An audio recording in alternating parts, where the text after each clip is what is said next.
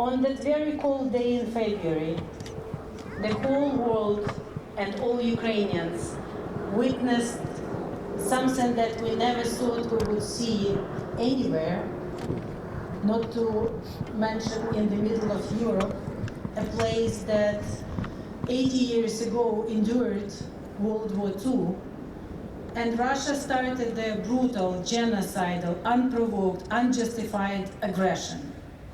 That's what it was, and that's what it is today. They thought we would only hold on for 3 days, and here we are, 3 years after that. 1,095 days.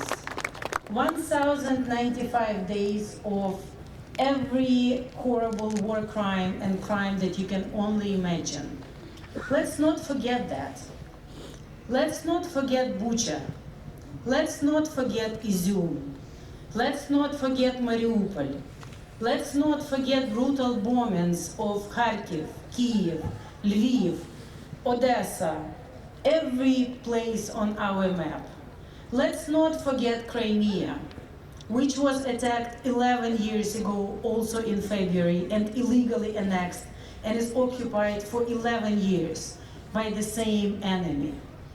Let's not forget what happens every day, whether you see it on TV 24/7 or not, because this is happening. Let's not forget Ukrainians on the occupied territories who are being tortured, raped, killed by Russians as we stand here.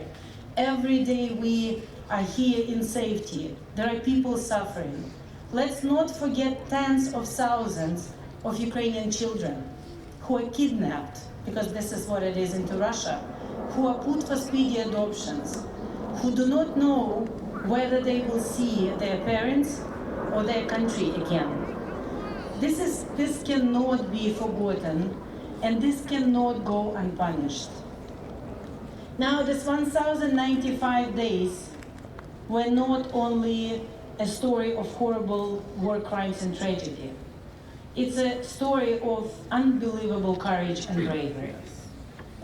We have not, thank you, our brave brothers and sisters who again at this very moment defend us on the front lines, and it is cold in Ukraine now, who are in trenches fighting for not only Ukraine but each and every one of us, who are holding a very difficult and long line between evil that is trying to destroy us and freedom, dignity, democracy, who are defending, of course, our homes and our land, but also the values.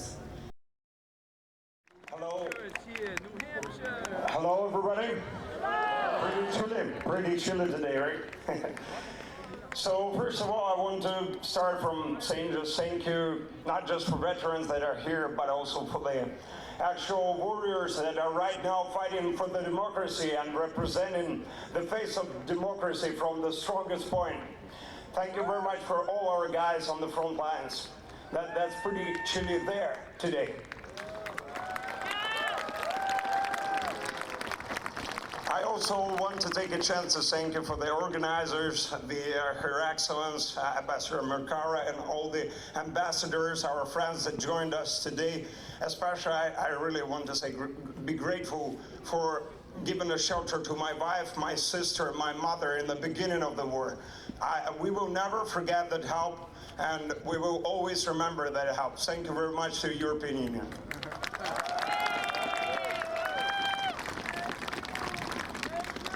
So I want to start from phrase, this deal gonna bring the peace to our times.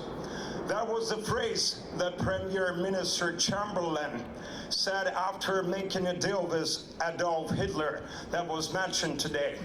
And I'm pretty sure that United States and the President Trump is a great politician that definitely gonna make a great deal if he will want to make that deal. But I want to be short today and say 7 predispositions to bring a real peace to Ukraine, not that appeasement that we have seen in the 20th century, not repeating those mistakes. that we experienced last century. Until on every Monday, Ukrainian families gonna waking up not from alarm clock, but waking up from Iranian drones bombing our cities. There's gonna be no peace in Ukraine. Until every Tuesday, our fathers waking up, preparing their families for the day, including all those fathers that are right now being captive in Russian prisons for military personnel, those heroes of Mariupol, all those defenders that are keeps incaptivated in Russia, gonna be free. There's gonna be no peace in Ukraine until every Ukrainian children gonna wake up in the morning and go to school, including those 20,000 of young kids that was illegally displaced to Russia, basically kidnapped. That is a dirty war. That is a dirty fight. It's unacceptable, and until that happens, there's gonna be no peace in Ukraine. Until every Thursday, all those women that was raped in Bucha gonna wake up knowing that there is a proper justice, and all those murderers and rapers are sitting in jail. There's gonna be no peace in Ukraine.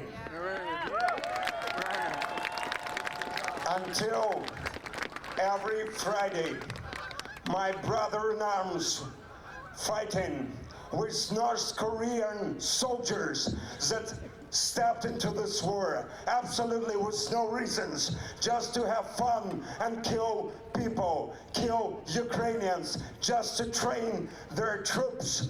Until those dictatorships gonna surrender, there's gonna be no peace in Ukraine.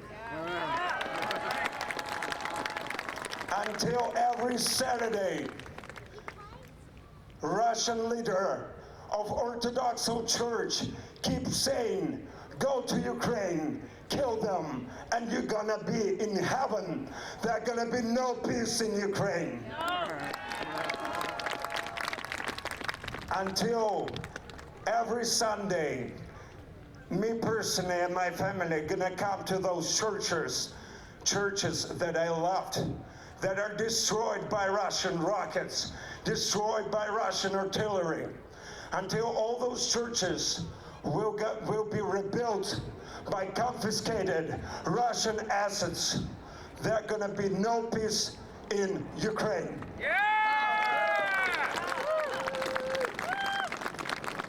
I want to conclude my speech today with a great movie from my childhood that I really loved.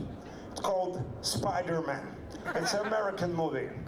If somebody remember what Uncle Bill told his nephew, Spider-Man, he told him, hey man, with a great power comes great responsibility. And that's what I'm calling to all the Americans right now and to American government. Step up into the fight. Stop standing with Ukraine somewhere from the ocean. Join the fight and be a strong protector of democratic world. Shoulder to shoulder, shoulder to shoulder, shoulder to shoulder. Shoulder to shoulder, shoulder to shoulder, shoulder to shoulder. Слава Україні! Nobody actually even thought to the very last minute that it's possible. That we will witness the war in the middle of Europe. And the people were standing together with Ukraine. And there was a very clear message. No, we don't believe that it's the war of the 3 days. Because Ukraine is a resilient country. It's a country with the longest history. It's a country which is in Europe for ages. And we knew that they will stand. And we knew that we, as Europeans, as the countries of the free-loving countries, democratic countries, we will stand together as long as it takes, but not only as long as it takes, because we wish it would be as short as possible. We Europeans, we turn our values, we turn our standing with Ukraine into the actions in everyday life, but as well together on within our European institutions. Because we know that the future of Ukraine is future of Europe. It's our future.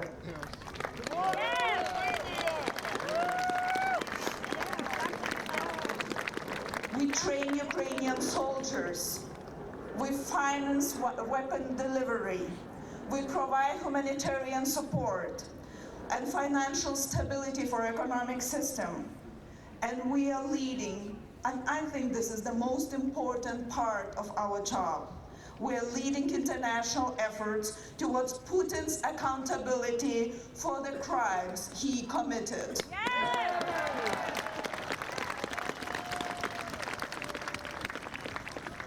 The peace in Ukraine.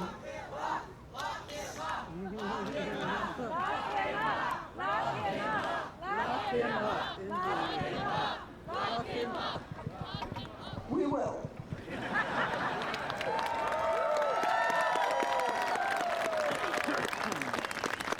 The peace must be sustainable. The Ukraine must be at the table, because my country and many European countries knows that you are not at the table.